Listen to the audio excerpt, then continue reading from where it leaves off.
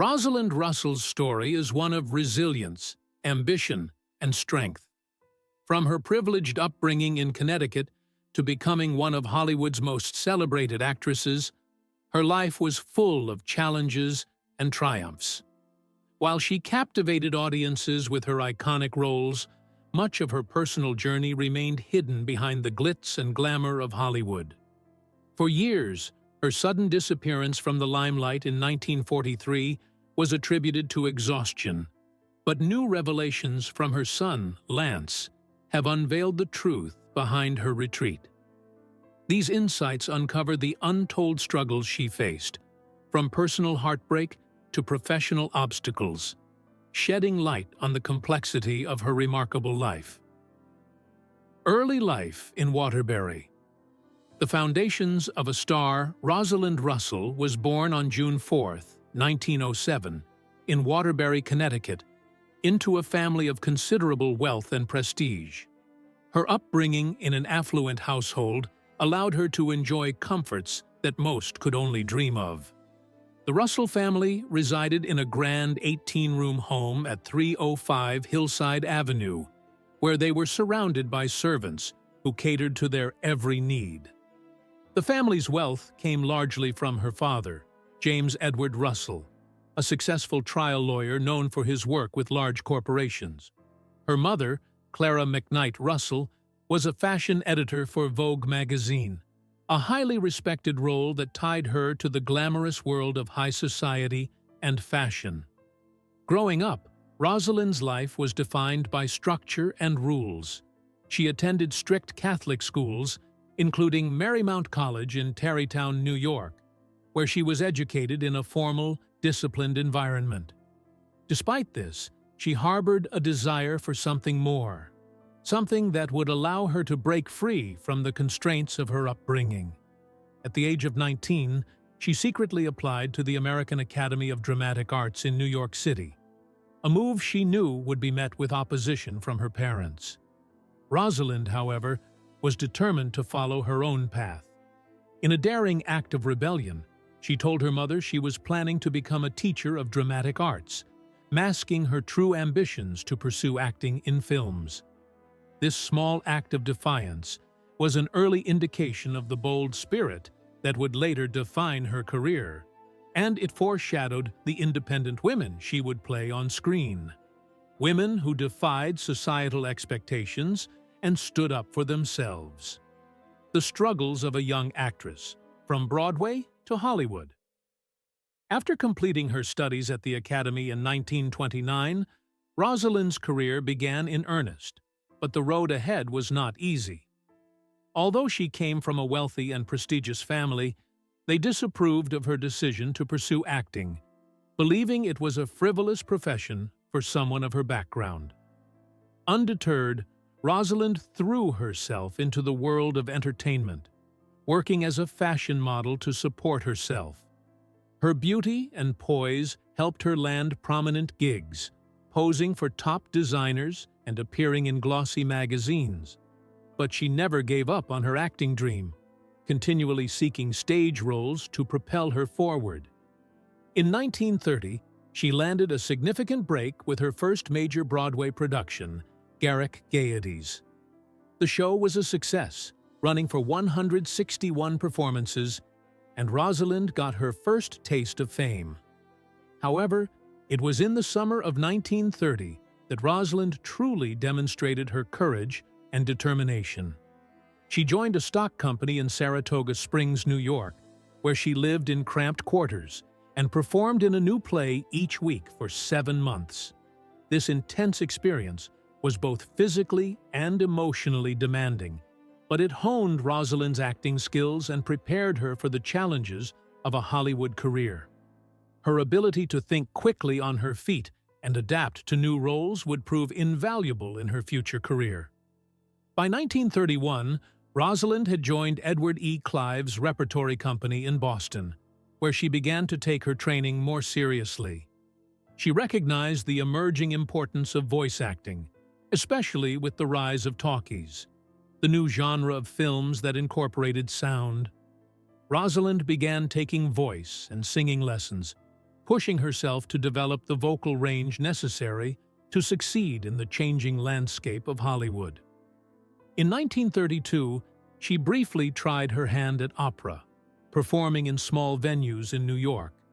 However, she quickly realized her voice was not strong enough for the rigorous demands of classical singing.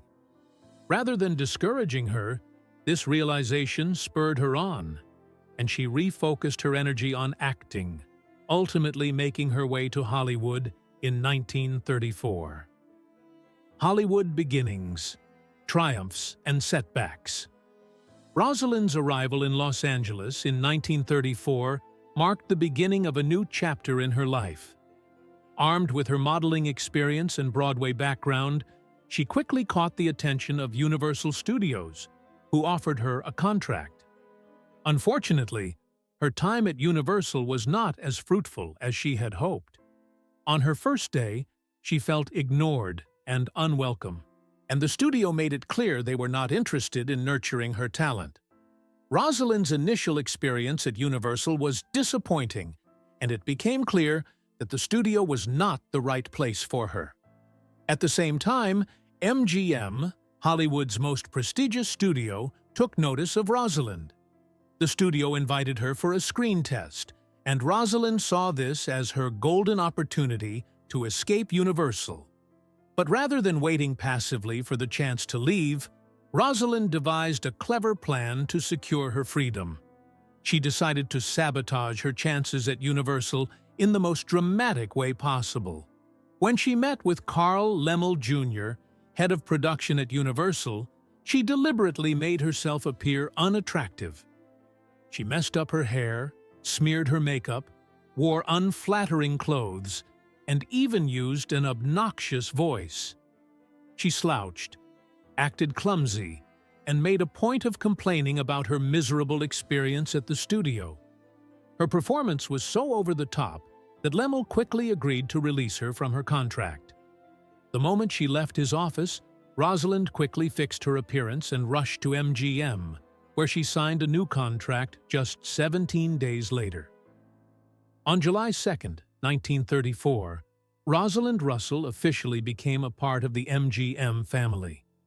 The studio was excited about her potential, and her first major opportunity came with the film Evelyn Prentice, in which she had a small but pivotal role alongside stars like William Powell and Myrna Loy.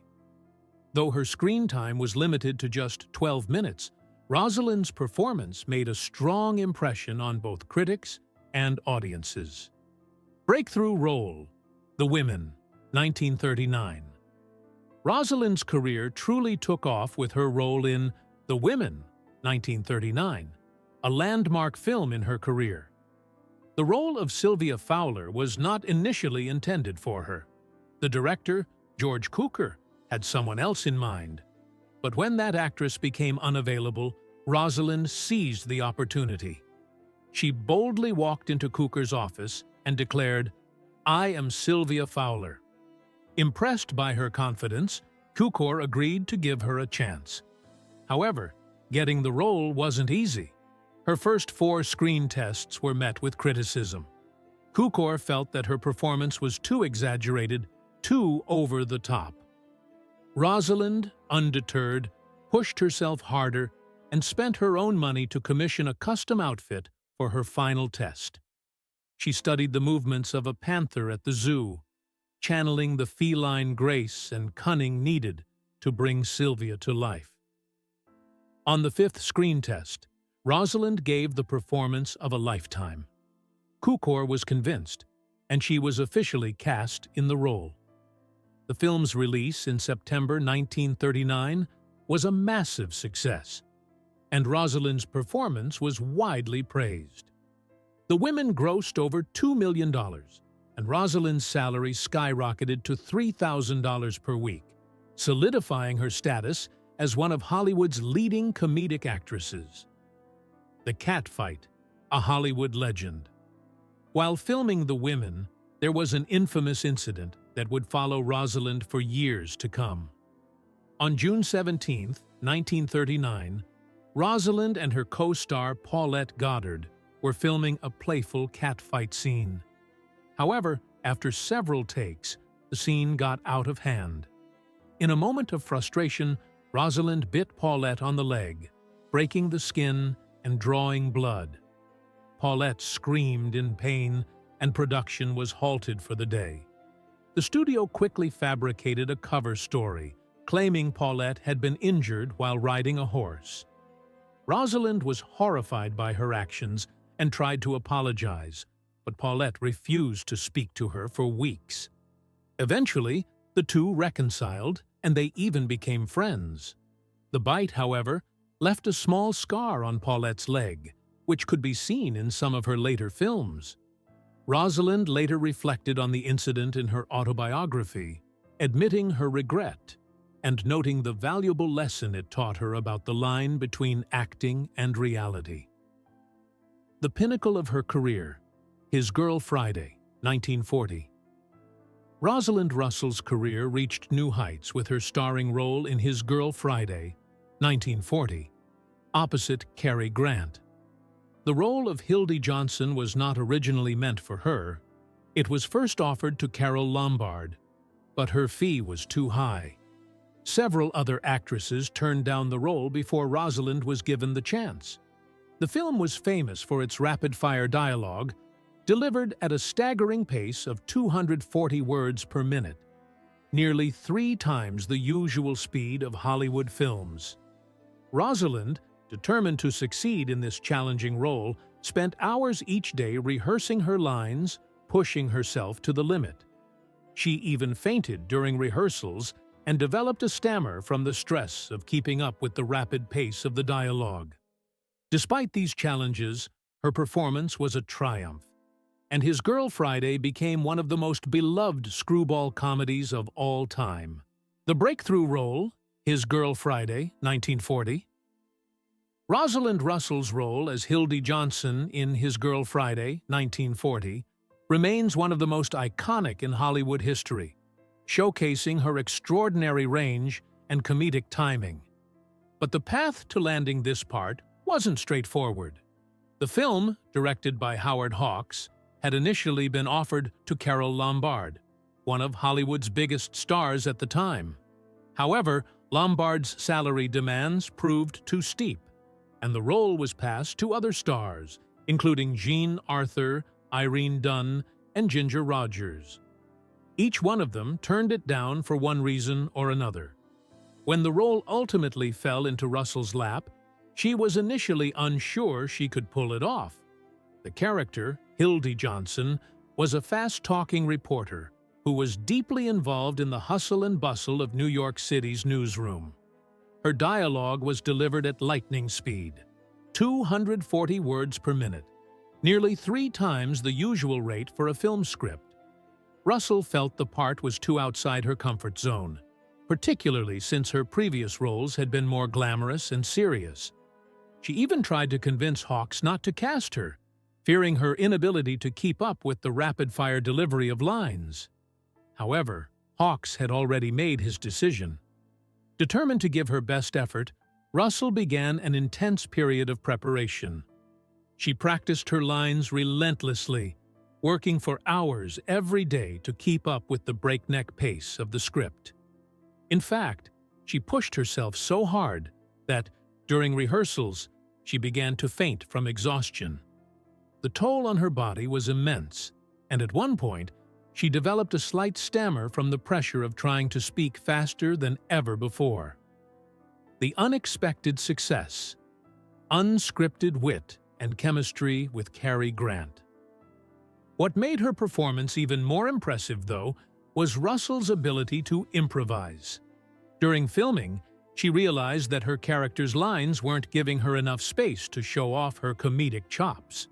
So, in a move that would leave her co-stars startled, she hired a copywriter to create some additional quips and jokes. Without warning, she began slipping these new lines into the scenes, much to the surprise of everyone on set, especially Cary Grant, who was playing opposite her as the sardonic newspaper editor Walter Burns. Grant, who was known for his quick wit and impeccable comedic timing, found himself caught off guard by Russell's impromptu additions. He had to think on his feet, reacting to the new lines as best he could.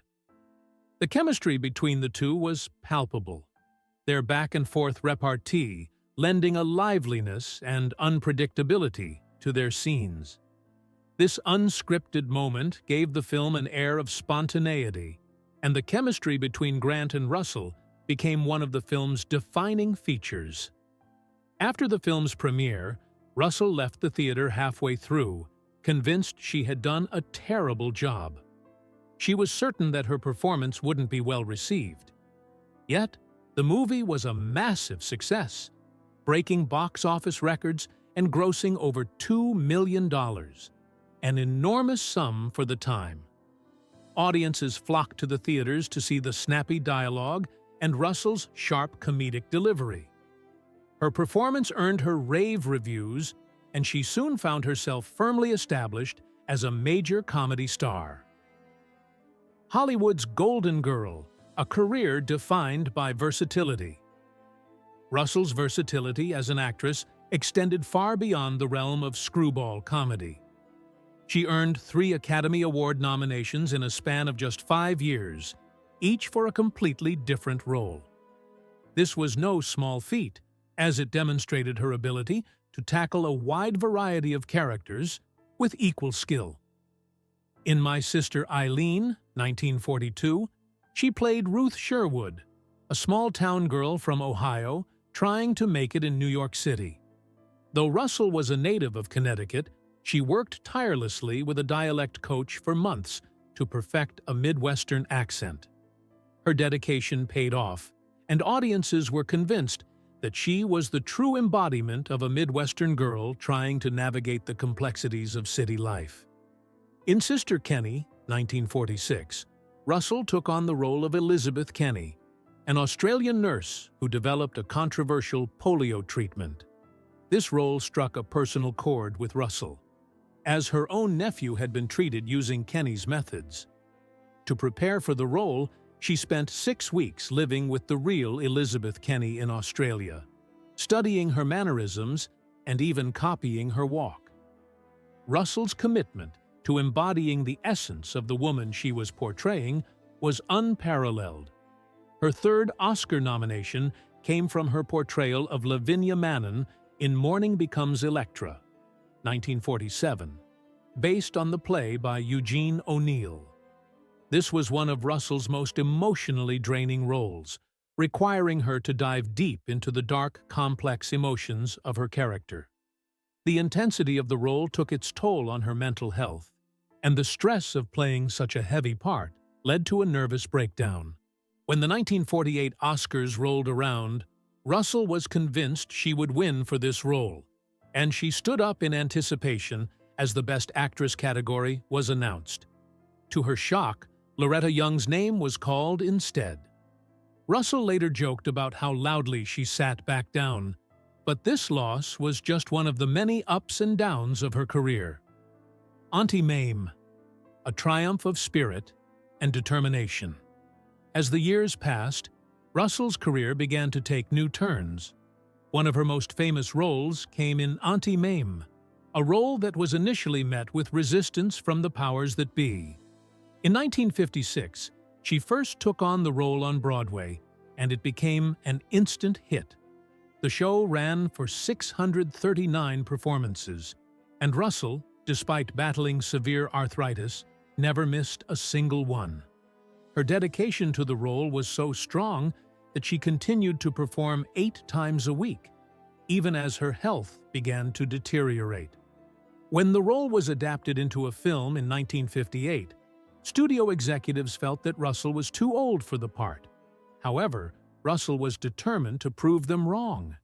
She insisted on a screen test, donning full makeup and a costume to disguise her age. The test was a success, and she was cast as Mame Dennis, the eccentric, larger-than-life woman who navigates life with humor and flair.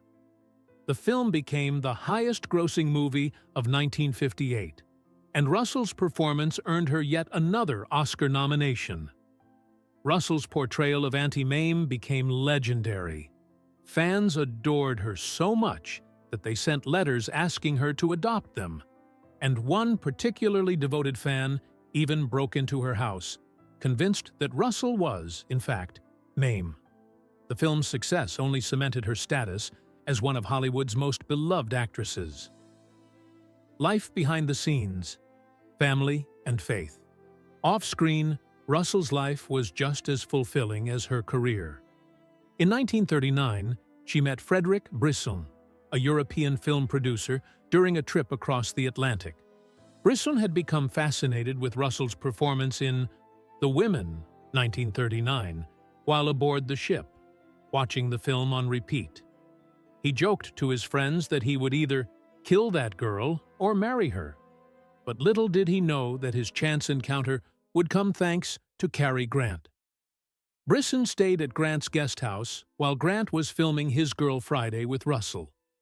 Keen to meet the woman who had captured his attention, Brisson begged Grant to introduce them. Grant, ever the matchmaker, asked Russell daily if she had met Freddie Brisson. Russell, amused by the question, would reply, "No, what is that, a sandwich?" Eventually, Grant set up a dinner between the three of them, and that night sparked a romance that would last a lifetime. Russell and Brisson were married on October 25, 1941, in a glamorous ceremony in California. Grant served as their best man, a fitting gesture from the man who had brought them together. The couple had a son, Carl Lance Brisson, on November 7, 1943. Russell's life as a mother was marked by balance. She brought Lance to film sets and wanted him to understand the hard work behind the glamour of Hollywood. She also managed to maintain a stable home life, purchasing a Beverly Hills house with her husband in 1941. The house became their sanctuary, providing them with normalcy amidst the chaos of the Hollywood lifestyle. Health struggles. Fighting against the odds. In the 1960s, Rosalind's life took a difficult turn as she faced severe health challenges that would shape the later years of her life. On her 62nd birthday, in 1969, Rosalind was diagnosed with breast cancer. Just days after the diagnosis, she underwent surgery to remove the cancer, a surgery that would mark the beginning of a long battle with her health. But cancer wasn't the only illness Rosalind was dealing with at the time. A few months after her surgery, she was diagnosed with rheumatoid arthritis, which would progressively worsen and impact her ability to work and even move. The pain she endured from the arthritis was excruciating, and she described it as if her fingers were being slammed in a car door repeatedly. Despite the overwhelming physical discomfort, Rosalind continued to work and perform in front of cameras, relying on her incredible resilience to push through. At times, she would wear makeup and special costumes to mask the effects of her illness, keeping her struggles hidden from the public eye.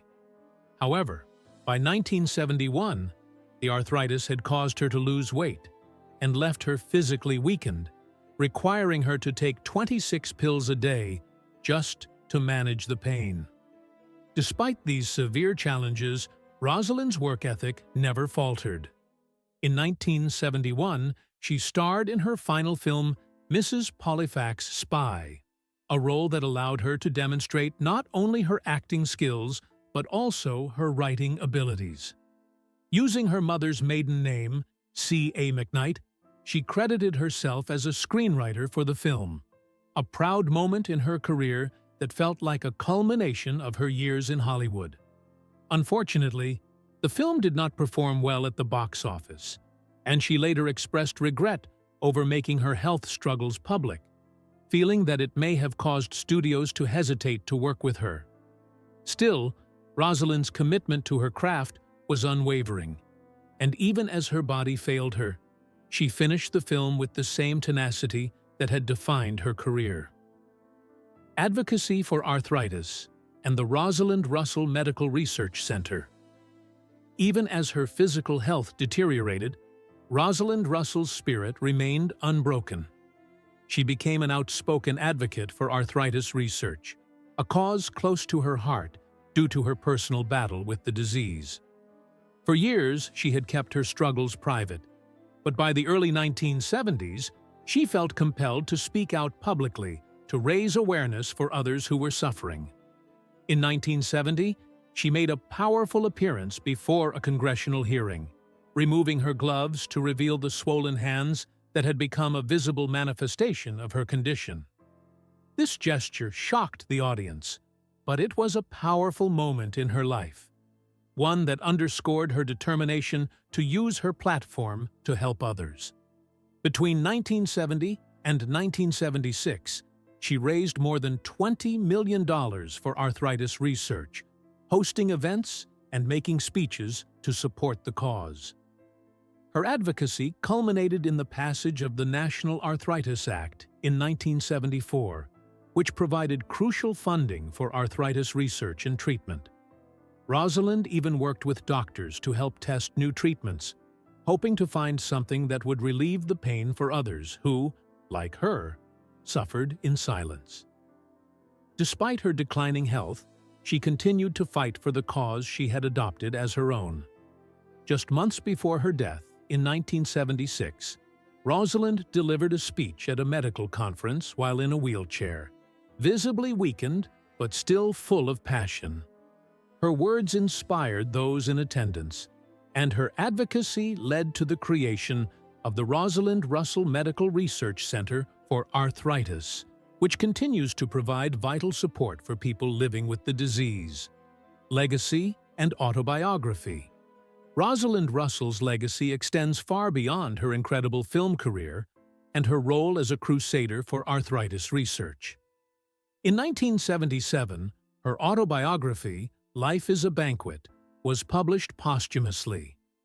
Written with journalist Chris Chase, the book offers an intimate look into Rosalind's life, revealing her humor, her honesty, and her love of adventure. The title, Life is a Banquet, was a fitting one for Rosalind, as it reflected her zest for life, her ability to savor every moment, and her willingness to embrace all of life's experiences, both the joyful and the challenging. One of the most shocking revelations in the autobiography came from her son, Lance Brisson, who shared details of his mother's nervous breakdown in 1943. At the time, Rosalind was at the height of her career, balancing her newfound fame with motherhood and the demands of supporting the war effort through USO shows and fundraising. Tragically, during this stressful period, 2 of her siblings passed away, leaving her overwhelmed with grief. She described the breakdown as waking up one morning and simply collapsing under the weight of it all. She spent 3 weeks in the hospital and did not return to acting in 1944. After her recovery, she took on more challenging and serious roles, including Sister Kenny, 1946, and Morning Becomes Electra, 1947, marking a turning point in her career as she sought to push her artistic boundaries. The final chapter, A Life of Love and Devotion. Throughout her life, Rosalind Russell was not only an exceptional actress and advocate, but also a devoted wife and mother. She married Frederic Brisson in 1941, and their marriage lasted for 35 years until her death in 1976. Their love story was a rare success in Hollywood, where marriages were often short-lived. They had one son, Lance, who later carried on his mother's legacy through his work supporting the Rosalind Russell Medical Research Center. Rosalind's marriage to Frederic Brisson was one of the happiest chapters of her life, and their love for each other remained strong throughout their years together.